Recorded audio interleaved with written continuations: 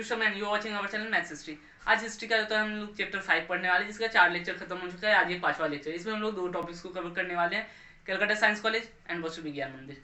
Clear. सो आज जाते हैं हम लोग टॉपिक पे, कलकत्ता साइंस कॉलेज। तो कलकत्ता साइंस कॉलेज जो है हम लोग का स्टैब्लिश तो हो चुका है।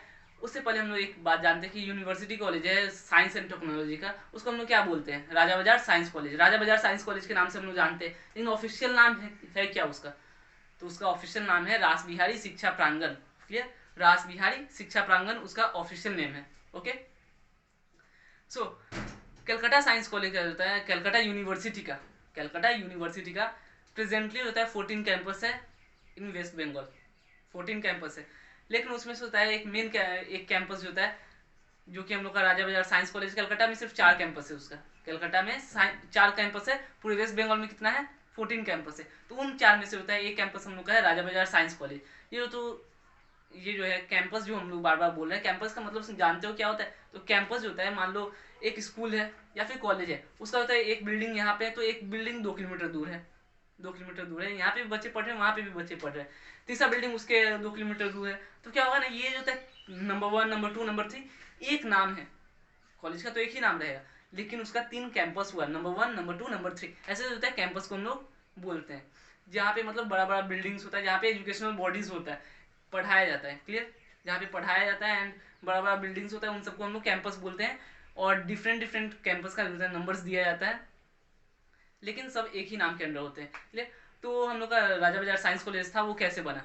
तो 1914 में होता है हम लोग का लेजेंडरी श्री आशुतोष मुखर्जी आते हैं, जो इसका फाउंडेशन किए। उस टाइम पे होता है कलकत्ता यूनिवर्सिटी के वाइस चांसलर थे वो। कलकत्ता यूनिवर्सिटी के वाइस चांसलर थे उस टाइम पे श्री आशुतोष मुखर्जी।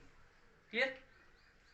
अब जो होता है, ये बना कैसे? क्या आशुतोष मुखर्जी खुद से बना है? नहीं, ये हेल्प से बना। लेकिन किसका हेल्प? उस टाइम पे ब्रिटिश का राज था। लेकिन सबसे बड़ी बात, ब्रिटिश से होता है कुछ भी हेल्प नहीं लिया गया यहाँ पे। ब्रिटिश से कुछ भी हेल्प नहीं लिया गया। यहाँ पे होता है 37.5 लाख रुपीज। 37.5 लाख रुपीज का होता है जनरस डोनेशन किया तारकनाथ पालित एंड रास बिहारी घोष ने, जो कि दोनों के दोनों जो है लॉयर्स थे, बहुत बड़े होते हैं, प्रोमिनेंट लीडर्स भी थे वो, बहुत सारे फ्रीडम मूवमेंट्स के। सो 37.5 लाख रुपीज तुम लोग को लगता है बहुत कम है? अभी के टाइम पे भी 37.5 लाख रुपीज बहुत ज़्यादा है, हम लोग के लिए बहुत ज़्यादा है 37.5 लाख रुपीज। लेकिन उस टाइम पे सोचो कितना होगा 37.5 लाख रुपीज, कितना मतलब करोड़ों उस इस टाइम का होता है ना। अगर वो पैसा को इस टाइम पे कंपेयर किया जाए, देन उसका वैल्यू होता है इस टाइम के मुकाबले होता है करोड़ों का था। क्लियर। तो 37.5 लाख रुपीज का डोनेशन करने वाला होता है तारकनाथ पालित एंड रास बिहारी घोष ने इस इंस्टीट्यूशन को होता है, इस कलकत्ता साइंस कॉलेज का ओपनिंग में हेल्प किया। प्लीज इसका एस्टेब्लिशमेंट में। अब जो होता है, इसको होता है तारकनाथ पालित जो होते हैं और रास बिहारी घोष। रास बिहारी शिक्षा प्रांगण नाम क्यों दिया गया? तो रास बिहारी जो होता है हम लोग का राजा बाजार साइंस कॉलेज जो बना था। क्लियर। राजा बाजार साइंस कॉलेज होता है, ये Calcutta science college, Calcutta university का एक कैंपस है। क्लियर। जिसका नाम है राजा बाजार साइंस कॉलेज, एक कैंपस, उसी का एक पार्ट है। क्लियर। सो कलकत्ता यूनिवर्सिटी का जो ये पार्ट है हम लोग का राजा बाजार साइंस कॉलेज, इसका नाम रख दिया है रास बिहारी शिक्षा प्रांगण। रास बिहारी शिक्षा प्रांगण रास बिहारी घोष की याद में, कि उनको होता है इस नाम से याद किया जाए कि हाँ उनके नाम से होता है, इतना बड़ा डोनेशन किए तो उनके नाम से होता है कॉलेज बना। फिर जो होता है हम लोग का Ballygunge science college. Ballygunge science college का नाम दे दिया गया क्या? तारकनाथ शिक्षा प्रांगण। किसकी याद में? तारकनाथ पालित की याद में। क्लियर। तारकनाथ पालित की याद में जो होता है उनका नाम दे दिया, उनका नाम से होता है कॉलेज खोल दिया गया, जिसका नाम क्या है? तारकनाथ शिक्षा प्रांगण। जिसका मतलब पहले नाम क्या था? Ballygunge science college. क्लियर। जिसका नाम कर दिया गया तारकनाथ शिक्षा प्रांगण। अब होता है हम लोग फर्स्ट बैच ऑफ टीचर्स के बारे में बात कर रहे थे। तो फर्स्ट बैच जो था इसका टीचर्स का, वो एक लेजेंडरी बैच था। उसमें कौन कौन थे सोचो? हम लोग के नोबल पुरस्कार जो जीते थे हम लोग के सर चंद्रशेखर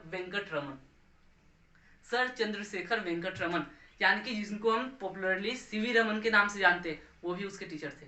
उसके साथ ही साथ शिशिर कुमार घोष भी उसके टीचर थे। क्लियर। आता है टाइम 1915 का, जो एमएससी बैच के स्टूडेंट्स है, वो भी एक लेजेंडरी बैच था। उसमें से कौन कौन पढ़ के निकला? तो सत्येंद्र नाथ बोस, झनाचंद्र घोष, ओके, मेघनाथ साहा, ये सब क्या थे? 1915 के बैच के स्टूडेंट्स थे। उस टाइम के। तो ये सब जो था बहुत ही ज़्यादा फेमस हुए एंड एक ही बैच में ये लोग पढ़े हुए इंसान थे, एक ही बैच के इंसान थे। तो ये था हम लोग का कलकत्ता साइंस कॉलेज का हिस्ट्री की, कैसे उसका नाम जो है चेंज हुआ, उसका फर्स्ट बैच का टीचर कौन था, उसका था फर्स्ट बैच में जो था कौन कौन लेजेंडरी स्टूडेंट्स पढ़े हैं। तो बहुत बहुत बड़ा जो नाम था इनसे जुड़ा हुआ है। जैसे कि हम लोग का जो था देख लिया कि फर्स्ट बैच ऑफ टीचर्स में कौन कौन थे, स्टूडेंट्स में कौन कौन थे, तो ये सब नाम है। तो जाते जाते ये क्या कहता है, एक क्वेश्चन करना चाहते हैं, एक क्वेश्चन करना चाहते हैं जो अभी अभी हम बताए हैं। ये बताओ कि who was the founder of Calcutta Science College? Clear? Who was the founder of Calcutta Science College and in which year? If you know the answer, then drop your answer in the comment section. Okay?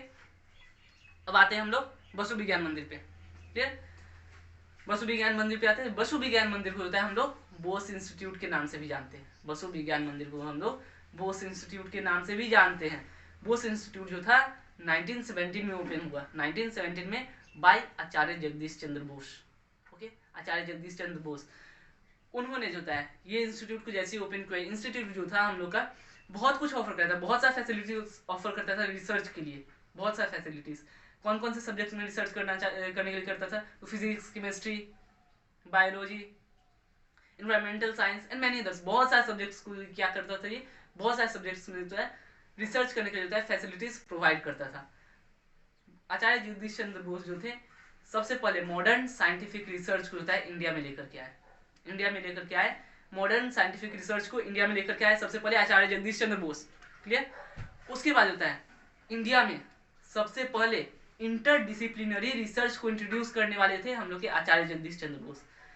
आचार्य जगदीश चंद्र बोस जो थे हम लोग के सबसे पहले interdisciplinary research को होता है इंडिया में इंट्रोड्यूस करने वाले थे। क्लियर?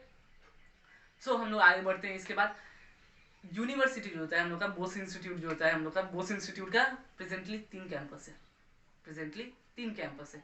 ओके, 3 में से होता है ना जो मेन कैंपस है, यानी कि जो सबसे बड़ा बिल्डिंग हुआ, जिसका जो सबसे ज्यादा बड़ा एरिया कवर करता है इस इंस्टीट्यूट का, वो जो कैंपस था वो आचार्य जगदीश चंद्र बोस के फॉर्मर रेसिडेंस में सिचुएटेड था, वहां पे था। क्लियर? कहाँ पे? Near science college. Science college जो है उसी के बगल में है ये, इन कलकत्ता। ठीक है, तो ये था हम लोग का Bose institute and Calcutta science college. Bose institute जो है तुम लोग का 2 मार्क्स में आता है एंड 4 मार्क्स में आता है। तो 2 मार्क्स के लिए होता है इतना कुछ लिखना काफी है, अगर नसीब अच्छा हुआ देन 4 मार्क्स में आ जाएगा, इतना लिख दोगे देन 4 नंबर के लिए भी इतना ही काफी है। 2 मार्क्स में आ जाए एंड इतना लिखने से क्या हो जाएगा, 2 मार्क्स तुम्हारा कंफर्म हो गया, कोई टीचर नहीं काटेगा इतना। क्लियर? तो ये था हम लोग का Calcutta science college and boss institute, खत्म। तो एक क्वेश्चन है बोस इंस्टीट्यूट को लेकर के भी, तो who was the founder of Bose institute and in which year? Clear? ये सब एमसीक्यूज में आता है। So if you know the answer then drop your answer in the comment section. Clear? एक बात हमेशा याद रखना, एक बात हमेशा याद रखना, शिक्षक, टीचर वो किसान है जो तुम्हारे दिमाग में होता है ना ज्ञान का बीज बोएगा, जो तुम्हारे दिमाग में ज्ञान का बीज बोएगा। सो अगर तुम लोग को ज्ञान और भी चाहिए देन वीडियोस को होता है देखते रहो। क्लियर? देखते रहो, इस चैनल को होता है सब्सक्राइब करो। अगर तुम लोग को 100 में 0.01% भी अगर तुम लोग को नॉलेज मिला हो तो इस चैनल को सब्सक्राइब करो।